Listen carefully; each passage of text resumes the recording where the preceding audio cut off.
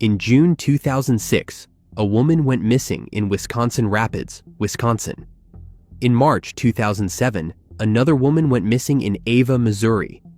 The cases were linked years later. Deidre Harm was born in 1985 and grew up in Wisconsin Rapids.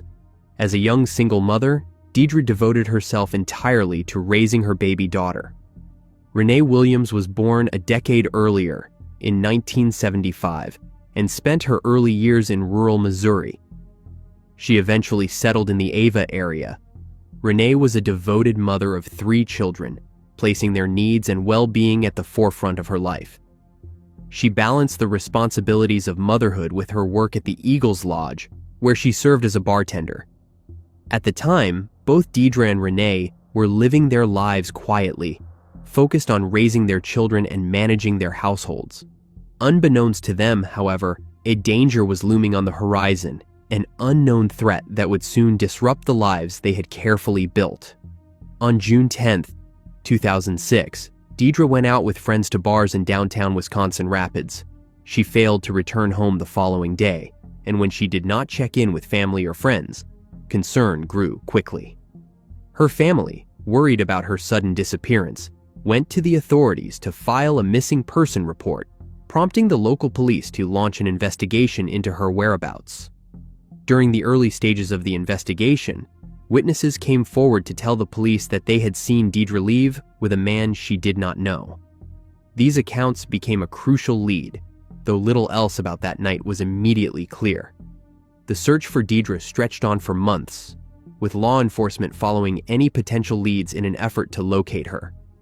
After approximately 5 months, hikers discovered skeletal remains in a wooded area in the town of Seneca near Port Edwards. Dental records later confirmed that the remains belonged to Deidre. While the investigators noted trauma on the bones, the autopsy could not definitively determine the cause of demise due to the advanced state of decomposition. Despite the inconclusive autopsy, the circumstances surrounding the discovery of Deidre's body indicated foul play. Her remains had been left in a remote location, suggesting that someone had intentionally disposed of her body. Based on this, the case was treated that her life was ended, setting the stage for a long and ongoing investigation. Several months later, in March 2007, 36-year-old Rene Williams disappeared under similar circumstances. She had been working a bartending shift, but failed to return home afterward. Concerned family members reported her missing, and the police discovered her car parked outside the bar the following morning, with her purse nowhere to be found. Despite extensive searches, including efforts on a property tied to a suspect, Rene's body has never been located. The investigators continued to rely on indirect evidence. In 2009, the Wisconsin Rapids Police Chief Kurt Hoyer reported that the investigators received a tip from a local resident directing them to 36-year-old Christopher Revak. A native of Wisconsin Rapids who had since moved to Missouri, Revak's description closely matched a police sketch released in connection with the investigation. Revak was identified as the primary suspect in the 2007 disappearance of Rene. In July 2009, the investigators arrested him in connection to her disappearance, citing forensic evidence that included Rene's DNA inside his truck and Revak's DNA at a crime scene near where she vanished. This evidence strengthened the case that he had played a direct role in her disappearance. At the time of his arrest, Revak was an EMT for Taney County, Missouri. He had a daughter and stepdaughter from a previous marriage and was married to Johanna Revak, who also worked for the department. The day after being charged with Rene's case, on July 26th, Revak passed away by ending his own life in jail, having hanged himself. His demise abruptly ended the legal proceedings, but the investigators continued to examine his potential involvement in other unsolved cases. Later, in a 26-page handwritten letter, Johanna described that under immense pressure and fear of her husband, she helped load Rene's body into their truck days after her demise. Even in his absence, law enforcement sought to understand the full scope of his actions and any additional victims. The investigators began to focus on Revak's possible connection to Deidre's disappearance. Records of his work leave, combined with statements from family members, placed him in Wisconsin Rapids the weekend Deidre went missing. The authorities also noted striking similarities between the two cases. young women last seen leaving bars, vanishing without a trace, and the potential disposal of their bodies in remote areas. Despite the suspicions and leads, the police could not definitively conclude that he was the perpetrator, and the case went cold. In October 2025, after 16 years went by, the local prosecutor announced that, had Rivak still been alive, he would have been formally charged with Deidre Harm's case. Local district attorney Jonathan Barnett said, "I consider this case closed. I believe I had enough to charge, and if Mr. Rivak were still alive, win at trial." The case underscored the chilling pattern of his alleged actions, linking multiple disappearances across state lines and highlighting the ongoing efforts of law enforcement to seek justice for the victims and their families. Wood County Sheriff Sean Becker said, "We are still looking for some more information. There is no doubt in my mind who I believe did this, Chris Rivak. Nothing is going to change my mind to say that he did not." The Douglas County Sheriff has suggested that Rivak may have been responsible for a total of 4 ends across several states. He has been named a person of interest in the 1995 disappearance of Iowa news anchor 27-year-old Jody Husentrut as well. In November 2010, the police in northwest Oklahoma City made a horrifying discovery inside a home that had once been filled with love and laughter. The case had a breakthrough years later, after many twists and turns. Julie Mitchell was born in 1976. She eventually settled in northwest Oklahoma City, where she built a life centered around her family. She shared her life with her husband, Teddy Mitchell. Their relationship, built on mutual care and commitment, was the foundation of the family they would soon grow together. The couple welcomed a baby daughter into their lives, bringing joy and new responsibilities. Despite the safety and comfort of her family life, danger loomed on the horizon, though Julie could not have anticipated it. Julie's family first realized that something was wrong when they could not get in touch with her. Their growing concern prompted them to contact the police authorities, fearing that something serious had happened. What began as unease soon escalated into a full-scale investigation as the officers were dispatched to her northwest Oklahoma City home. On November 2nd, 2010, the police made a chilling discovery inside 34-year-old Julie's residence. Her body was found in the master bedroom closet, brutally beaten. The scene was horrifying, revealing a violence that contrasted sharply with the life of family love that she had led. Alongside her, her 1-year-old daughter was found alive and unharmed, also inside the closet near her mother. The manner in which Julie's body had been concealed suggested that whoever committed the crime had attempted to hide it. The investigators quickly noted that approximately $30,000 in cash was missing from a safe in the same closet. This significant loss led the authorities to suspect robbery as a possible motive behind the crime. Further investigation revealed that Julie and her husband, Teddy, were involved in a gambling operation. The FBI alleged that the poker games they ran were substantial, with some participants betting as much as $25,000 per hand. Julie herself reportedly worked as a dealer for these high-stakes games, placing her directly within the financial and social networks surrounding the operation. Given this connection to gambling, many began to speculate that the crime could be linked to debts, money disputes, or dangerous individuals from that world. The authorities, however, made it clear that Julie's life was ended, ruling out any possibility of an accident or that she ended her own life. Despite the initial investigations and the efforts of law enforcement, the case gradually grew cold. Over the years, one of the main persons of interest in Julie's case was Michael Wayne Thomas, an insurance agent from Edmond. During the initial evidence sweep of the Mitchell home, the investigators reportedly found his company checkbook among the items collected. This connection immediately drew attention, though it was not enough to result in formal charges at the time. 2 years later, in 2012, the police conducted thorough searches of Thomas's home and office. They collected computers, DNA samples, and other materials that could potentially link him to the crime. Despite these efforts, no charges were ever filed against him, and he remained a person of interest rather than a formal suspect. The investigation continued, with Thomas's involvement lingering as a key, unanswered question in the case. 13 years later, in May 2025, 54-year-old Thomas agreed to speak with the investigators once again. At his request, the interview was conducted virtually on May 31st, allowing him to participate from a remote location. What began as a standard questioning session would take a shocking and tragic turn, forever marking the case with an unprecedented event in law enforcement history. Approximately 40 to 45 minutes into the virtual interview, Thomas unexpectedly produced a firearm and ended his own life. The act was reportedly captured on the video call, leaving the authorities and viewers stunned. The police described the incident as unprecedented, stating that in decades of interviewing suspects, they had never witnessed someone take their own life in the midst of questioning. Thomas's attorney, Ed Blau, said, "The phone landed right by his head, so we got to hear him pass away, hear the end rattle. It was as shocking and horrific as you can imagine." Following Thomas's demise, some family members, including Julie's husband, publicly stated their belief that he had been the perpetrator. In January 2014, Teddy Mitchell was sentenced to serve 27 months in federal prison for running an illegal gambling operation. He had been traveling to California at the time of his wife's demise. Despite the shocking events and the attention they brought, law enforcement has not closed the investigation. The officials maintain that the case remains open and that there may still be other persons of interest. In March 2020, a 23-year-old single mother failed to return home in Nashua, New Hampshire.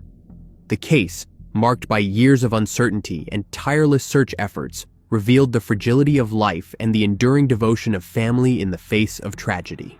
Amanda Grazewski grew up in Nashua, New Hampshire. As she moved into her teenage years, she began struggling with substance use, a challenge that continued into adulthood. These struggles became a long-term part of her life, creating obstacles that she had to navigate repeatedly. Amanda was also a single mother. Although she lived in Nashua, Amanda was known to spend time in several nearby cities, including Salem, Manchester, and Hooksett. Despite moving around these areas frequently, she did not have her own vehicle or regular access to transportation. This meant she often relied on others or alternative methods to travel, which could make navigating her daily life more difficult. Amanda had ongoing legal cases connected to substance-related accusations.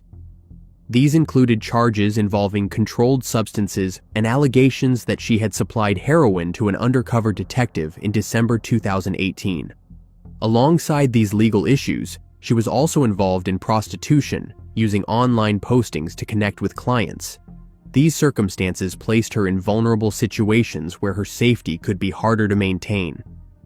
On March 17, 2020, Amanda did not return home as expected, which immediately caused concern among those close to her.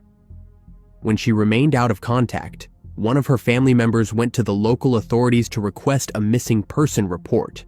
This step marked the official beginning of the search for Amanda, as her disappearance did not match her usual routines. After the report was filed, the police officers began their investigation by gathering information about Amanda's recent movements. Their first priority was to understand where she had last been seen and who she had been spending time with. By tracing her recent locations, they hoped to form a timeline that could guide their next steps. Establishing this timeline was essential, since details from the earliest moments of a disappearance can significantly influence the direction of a case. As they continued their inquiries, the investigators learned that Amanda had been staying at a friend's residence on Birch Street in Derry, New Hampshire. This location became a central point in the early investigation, offering the most recent confirmed sighting of her. The officers focused on learning what happened during her time at the house and whether anyone there had information that could help explain her sudden absence. According to what the police learned, Amanda reportedly left the house early that morning. What made this detail particularly troubling was that she did not take her purse, phone, or any of her personal items with her. Leaving behind essential belongings raised additional questions and deepened concerns about her situation.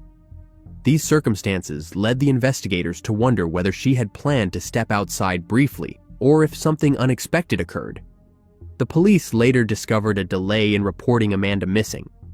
Although she was last seen leaving the friend's home, the people present did not notify the authorities immediately. Instead, approximately 48 hours passed before her disappearance was formally reported. This delay created challenges for the investigators, as those early hours could have offered clearer clues about her whereabouts or direction of travel. Over the years, the Derry Police Department conducted extensive search operations to locate Amanda. Their efforts included organized grid searches, K9 sweeps, and the use of drones to cover difficult-to-access areas. These operations demonstrated a sustained commitment to finding answers, as the officers methodically examined locations where Amanda might have been. Amanda's family remained deeply involved in the search, determined to explore every possibility. They even hired a private drone company to assist in examining marshy and hard-to-reach areas. On March 19, 2025, after 5 years, a significant development occurred. A drone pilot working with Amanda's family spotted something unusual in a marsh area near the Hoodcroft Country Club golf course in Derry. The following day, on March 20th, the authorities recovered skeletal remains in the area identified by the drone pilot. The Office of the Chief Medical Examiner later confirmed that the remains were those of Amanda. This identification was subsequently verified by the New Hampshire Attorney General's office, officially confirming the outcome of the long-standing search. The confirmation provided certainty after years of uncertainty for her family and the community. The authorities have not ruled out foul play in Amanda's demise. However, the Derry Police Department has declined to comment on potential persons of interest at this time. Upon learning the news, Amanda's mother expressed a mixture of heartbreak and relief. She shared that the confirmation meant, "We do not have to wonder anymore," reflecting the weight of years spent not knowing what had happened. At the same time, she emphasized her hope for justice and her desire for Amanda to be remembered for the positive aspects of her life as a caring mother, sister, and daughter. The authorities ask that anyone with information related to Amanda's disappearance or demise contact investigators with the Derry Police Department at 603-432-6111. In 1981, a Dallas, Texas resident was found deceased inside her home. For more than 4 decades, her family and community lived without answers, unsure whether justice would ever come. Elizabeth King's body was discovered in 1981 in her Moffett Avenue home. The initial investigation treated the case as if her life was ended. The investigators at the time gathered statements and physical evidence, but lacked today's DNA testing capabilities.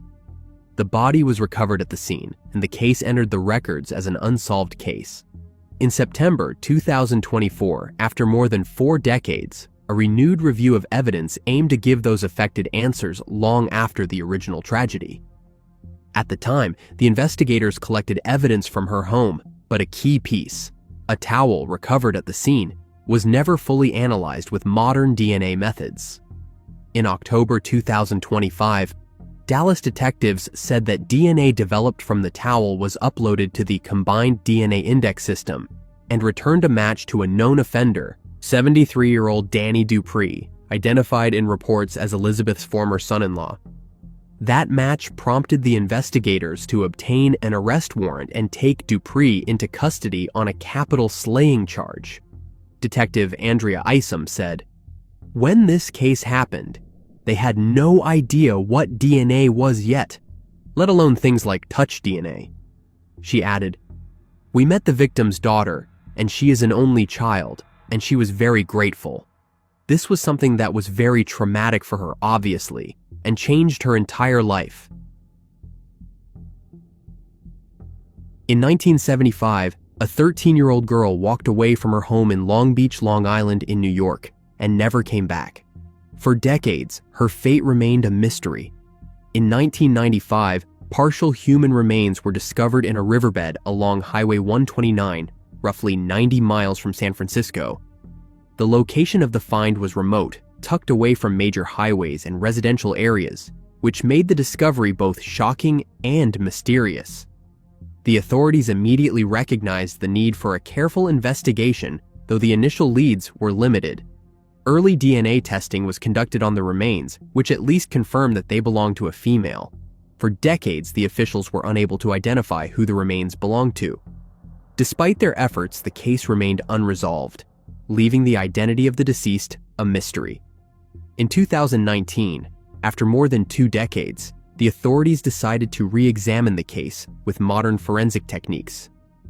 The remains were sent for additional testing, aiming to uncover details that earlier methods could not detect. The new forensic analysis included carbon dating, a method that allowed the investigators to estimate both the age of the remains and the time period in which the individual had lived. This testing provided a clearer picture of the historical context of the discovery, giving the authorities a better framework to identify the remains.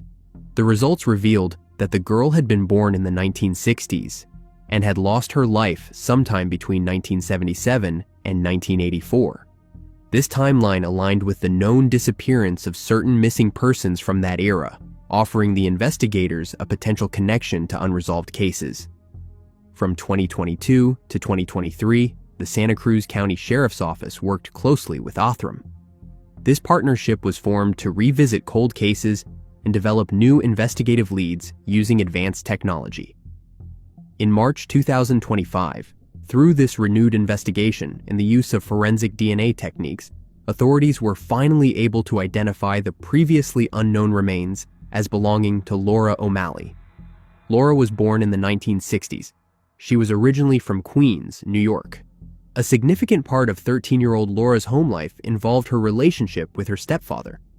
Although the household was structured around this new parental figure, Laura and her siblings struggled in their interactions with him. The difficulties within that relationship created tension and shaped the atmosphere inside the family home. In 1975, Laura and her siblings decided to leave their home in Long Beach, Long Island. The tension with their stepfather had grown difficult for them to manage, and the ongoing conflict pushed all 4 children to walk away from the household. Over the following days, each of the siblings gradually made their way back home. One by one, they returned to familiar routines and the structure of their daily lives. However, Laura did not come back. Her absence became more noticeable as time passed, and the contrast between her return and that of her siblings became a source of deep concern. Her mother, increasingly worried about her daughter's safety, went to the police authorities to report her missing. Filing the missing person report marked the beginning of a formal effort to locate Laura. During this time, a letter from Laura reached her mother. In the message, she explained that she would not return home as long as her stepfather continued living there. The letter was brief but clear, revealing the firm boundary Laura felt that she needed to set. While the message provided some insight into her feelings, it did not indicate where she had gone. The police authorities initiated their investigation into Laura's whereabouts, working with the limited information available. Their efforts focused on tracing her steps and trying to understand where she might have gone after leaving the family home.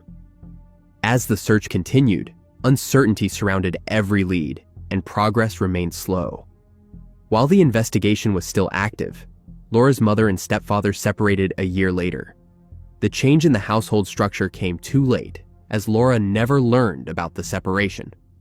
After nearly 50 years, her family received long-awaited confirmation of her identity. The discovery brought a measure of closure regarding who the remains belonged to, though many questions remained unanswered. It remains unclear how Laura, a teenager from New York, ended up in California, or what events led to her end. The circumstances of her disappearance and the factors that brought her so far from home are still unknown. This uncertainty continues to challenge the investigators as they attempt to piece together her final movements. The sheriff's office expressed deep gratitude for the role Othram played in the investigation.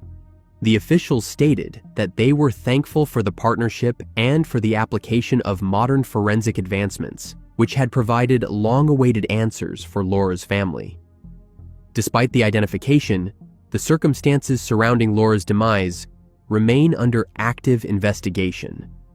The Santa Cruz County Sheriff's Office has urged anyone with information related to the case to come forward, calling 831-47-11121. The investigators hope that tips from the public may help fill in the missing pieces of Laura's story.